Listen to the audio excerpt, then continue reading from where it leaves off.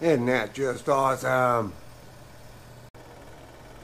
There are times when I wish my name was Anthony Nelson, Major Anthony Nelson. For those of us in my age group, you guys know who I'm talking about. Having Barbara Eden as a genie to just blink that toolbox out of there and get it over here on the ground. You're grounded. Okay, gang, there it goes. It is 62 inches high, 41 inches wide, and 18 inches deep.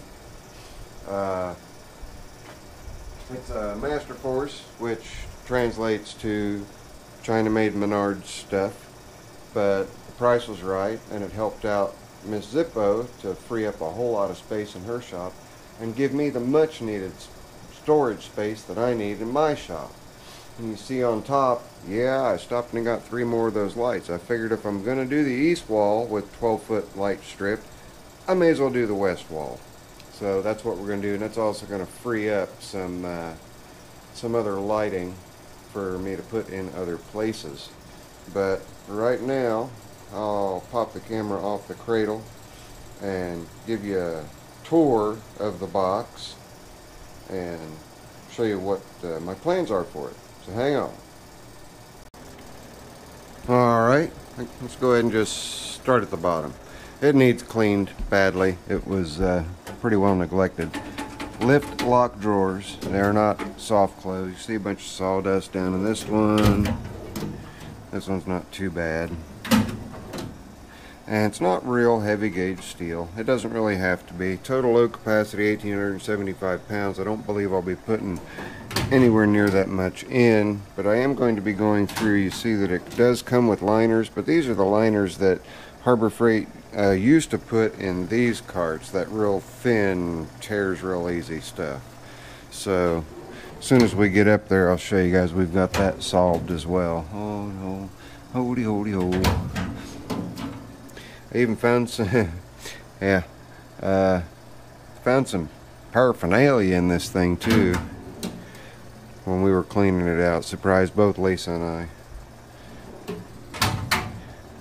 But full open drawers, so you get them open, they go all the way to the back. And if memory serves on the count, what was it, 11 drawers on the bottom. Got 2, 4, 6, 8, 10, yeah, 11 drawers on the bottom, 9 on the top. And we'll start at the top here. Of course, they're just drawers and everything's empty. But this right here is pretty cool. That is a 100-pound load capacity shelf that locks out. So when I'm right by the mill using a certain amount of tooling, I've got that surface, that work surface. So I thought that was pretty cool. And it's got barrel locks for both. I do have the keys for them. In fact, I think they're right there.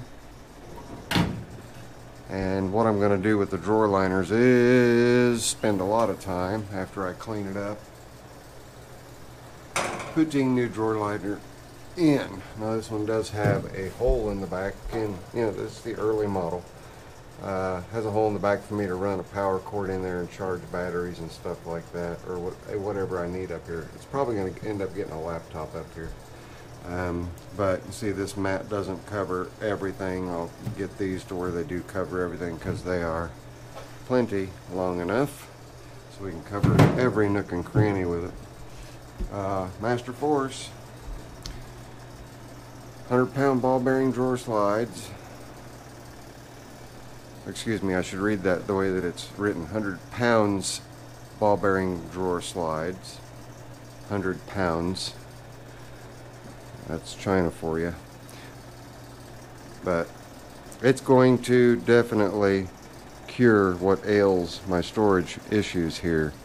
So now begins the daunting task of getting all of this stuff cleaned up and cleared up and put away into the toolbox that has already been named. And I will get a decal for it too. What do you guys think it's going to be? Yeah, you probably already guessed. I'll tell you at the end of the video. But for right now, you guys write your guesses in down in the comments. And do me a favor also and hit that like button for me. It helps the channel out. These two boxes here, not that box, these two boxes here are more than likely going to be going to Miss Zippo's to help on more storage on a different level. The rolling cart that I put together for her has everything it needs in it for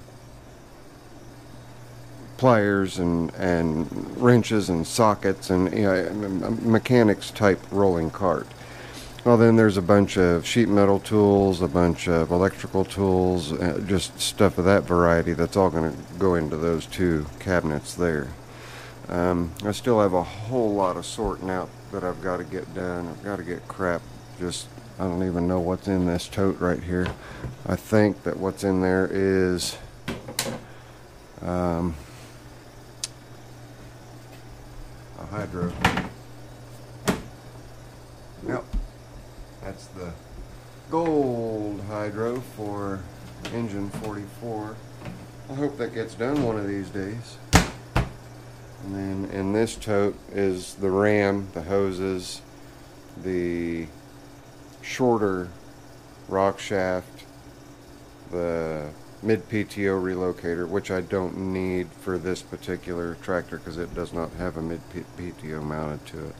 But you guys have seen my post beam drill before, and they're not easy to come by, and my brother Brian graced me with its presence here in my shop because that's how my shop was built.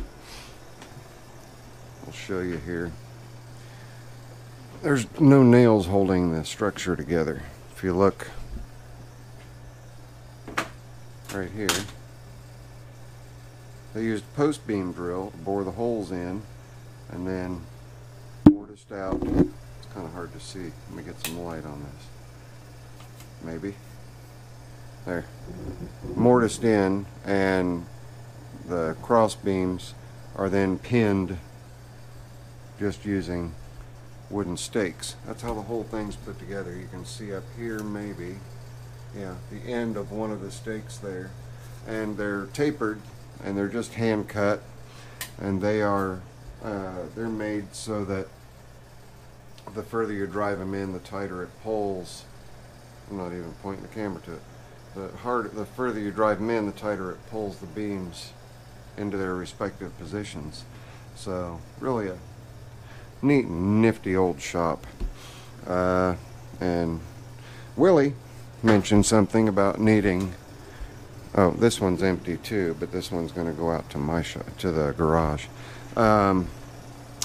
Mentioned something about dehumidifier, and I am definitely going to need to invest in a dehumidifier. I've got way too much value in the tooling and whatnot here to just allow all this stuff to get rusty. But have we any guesses yet? Any guesses at all? Any guesses? Alright.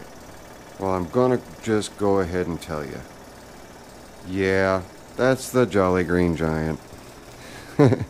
I know, cliche, but it fits. And it's going to be going right over there. I guess we better measure and make sure it'll fit, huh? I'm sure it will.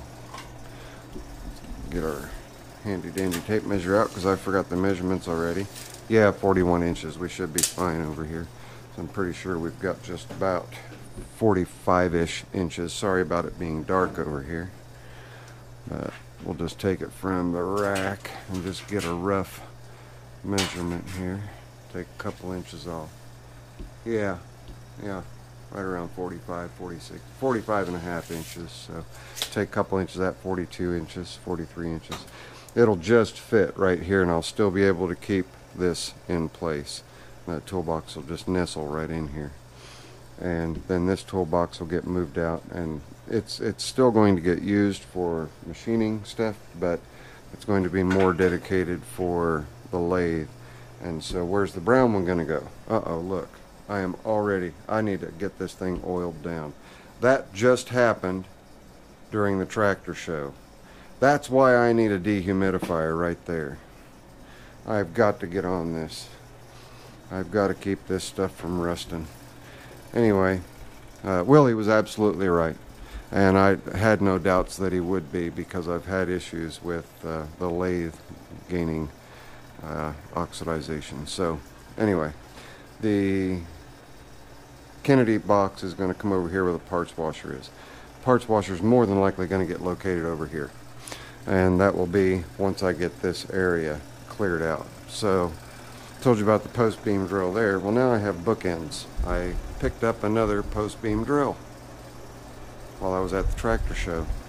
This one's a lot more generic than the other one, but it will still do what it was intended to do. You're just not able to angle the head on it like you can the other one. And then this really unusual vise. You can mount it straight up and down like a conventional vise, or sideways. I really like that. So one of the projects that the mill is going to do is to reface these jaws. And I may even make brass jaws to mount to it after I face these jaws and get these jaws squared away. But now all I'm doing is yakking and babbling. So we're going to go ahead and cut it after I tell you how I got this down out of Old Blue's pickup bed. I just used my lift and that pile of straps over there on the floor that I've yet to clean up.